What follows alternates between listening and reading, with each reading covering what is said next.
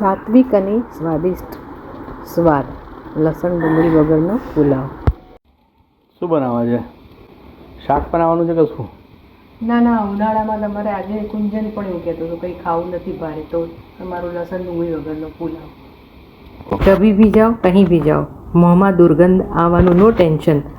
અને આજે એવો પુલાવ બનાવ્યો છે કે જેમાં લસણ ડુંગળીને નો એન્ટ્રી. ઘણાને એવું લાગે કે લસણ ડુંગળી વગર રસોઈનો સ્વાદ આવે, પણ આ પુલાવે સાબિત કરી દીધું છે કે જીવનમાં સાદગી હોય તો પણ માણસ હિટ થઈ શકે.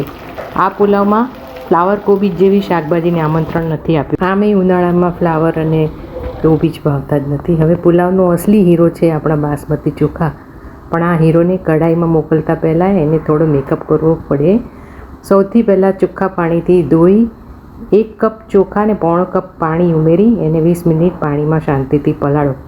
20 મિનિટ પછી ઉકળતા પાણીમાં 1 ચમચી મીઠું નાખી અને સ્વિમિંગ કરવા એને ઉમેરો. પછી એક દાણો ખીલીને બહાર આવશે. ચાળણીમાં નિતારી ઉપર થોડુંક ઠંડુ પાણી ઉમેરી દેશો તો કુકિંગ પ્રોસેસ અટકી જશે. ને જોઈ શકો છો કે એકદમ દાણો ખીલેલો ને ખીલા હુઆ બાસમતી.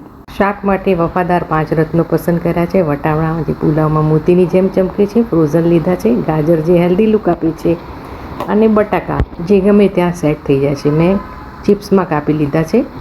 2 ટેબલ સ્પૂન ઘી અને 1 ટેબલ સ્પૂન તેલ મિક્સ કરી લઈએ છીએ. હવે એમાં વટાણા, બટાકા અને ગાજર ઉમેરીને ત્રણેય શાકને બરોબર ચડી જવા દો.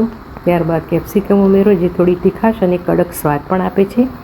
ટામેટાં ઉમેરીને રૂટીન મસાલા, હળદર, પાવભાજી મસાલો, મરચું અને ગરમ મસાલો, ત્યારબાદ રાંધેલા ભાત ઉમેરી હળવે હાથે એને બરોબર મિક્સ કરવાનું છે. બરોબર મિક્સ થઈ જાય એટલે સંચળ અને મિક્સ કરેલું મીઠું ઉમેરો અને થોડું આમચૂર પાવડર અથવા લીંબુ ઉમેરો.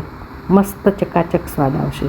અધકચરા મરી, આનો ટેસ્ટ બહુ સરસ લાગે છે ને મારા દીકરાને દરેક પુલાવમાં ભાવે છે. અને ફ્રેશ કોથમીર ઉમેરી હળવા હાથે મિક્સ કરો.